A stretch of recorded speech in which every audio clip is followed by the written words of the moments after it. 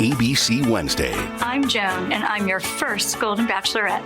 Joan's getting a second chance. This is about everybody like me, navigating, trying to find love at this age.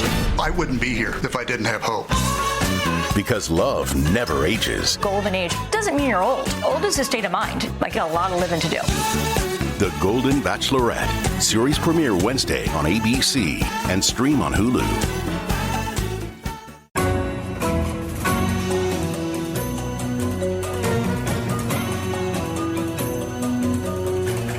From Wall Street to the White House, this is the Larry Kudlow Show.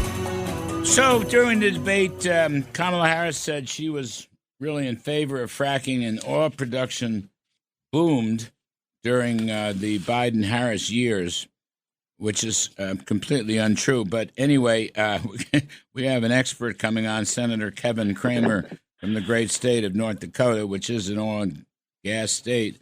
But also, so Kevin, thank you for this.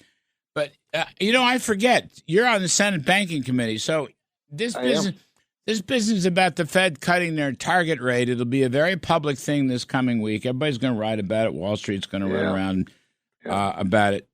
I question the need for it, and I just wonder what do you think? Is there politics behind this?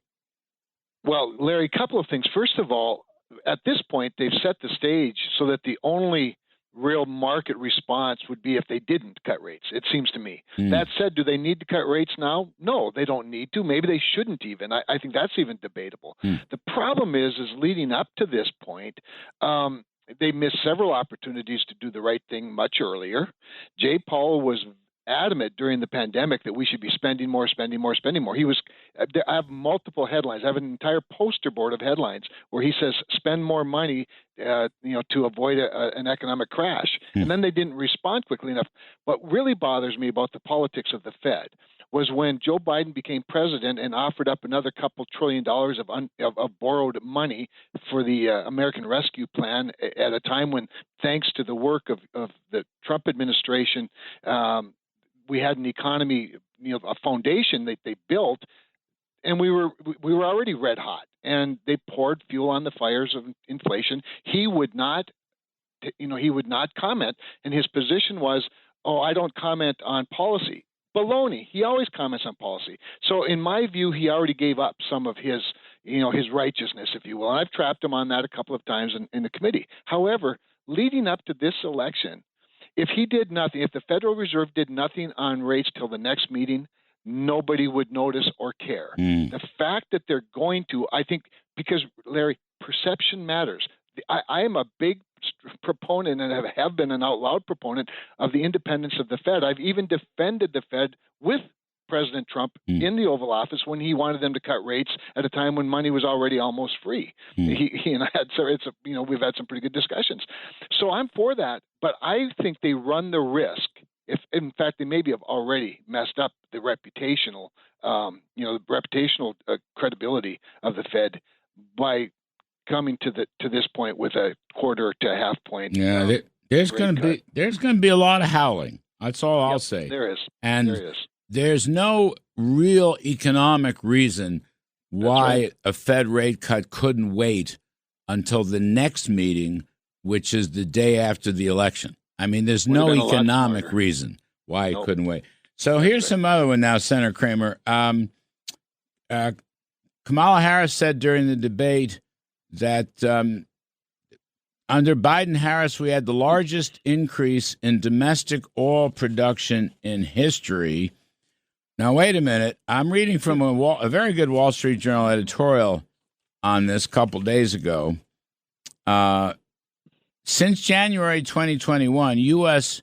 oil production has increased by 2.1 million barrels a day versus 4 million during the Trump first 3 years before the pandemic. And really, all the production under Biden was a bounce back from the pandemic. That's all it was. It was a bounce back. I mean, we were at 13 million barrels a day. As you know this as well as I do. Yes.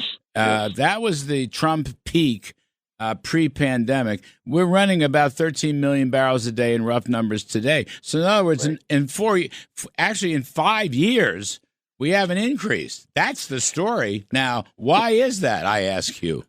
So there's a couple of other things in those statistics, Larry. During the same time where we've been pretty flat in terms of production, OPEC Plus has been reducing their production, trying to get the price up.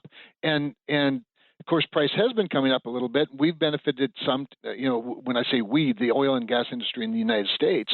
But North Dakota is still about 350,000 barrels per day lower than we were before Joe Biden became the president. So the reason is simply this: even if we can maintain at 13 million barrels per day, that's okay, flat. But it's not the potential. We have so much more potential. And a lot of that potential, Larry, is under federal lands and offshore, where the taxpayers of the country own the asset that could be marketed to help bring price down and provide more revenue for the federal government. And by the way, they share some of that with the states as well. And so we're really missing the opportunity to be energy dominant, even if we are modestly growing now that demand is up a little bit. Now there's some other demand challenges these days, but the bottom line being that, and by the way, just as a matter of why this happened, you might remember the executive order that the Harris-Biden administration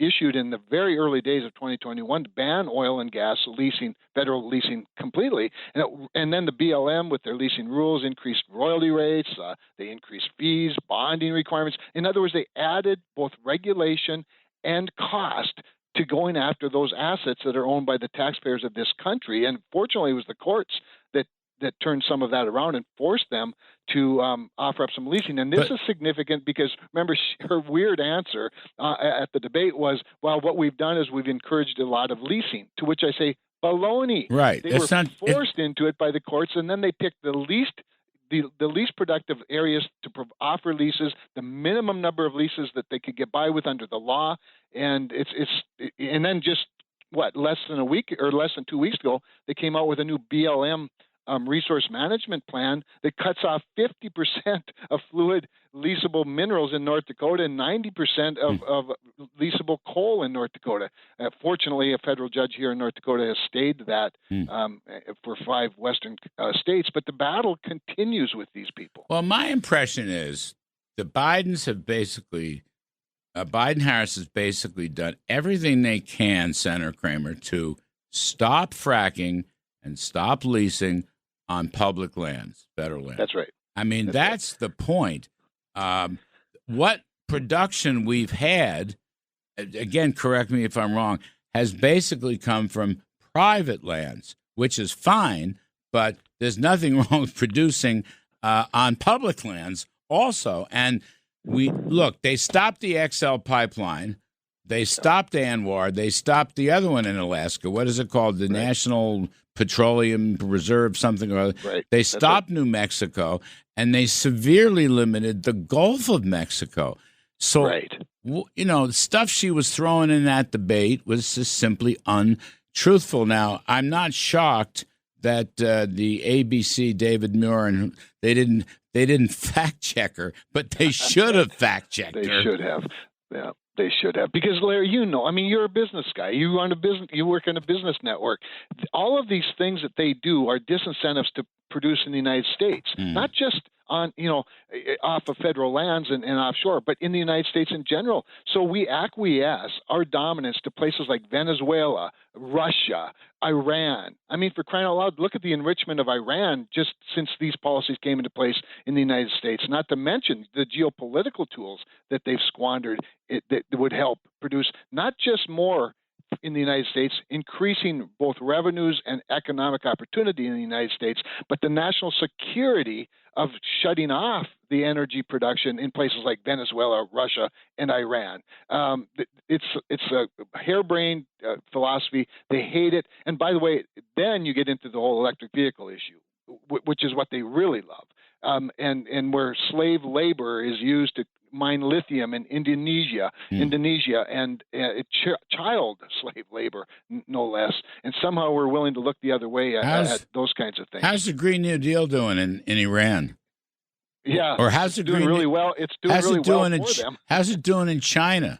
How's it doing in Venezuela? Wait a second. How's the Green New Deal? how are limits to carbon emissions doing in Russia? Or am just I wanna wrong give you this about little that? Statistic. You're right on.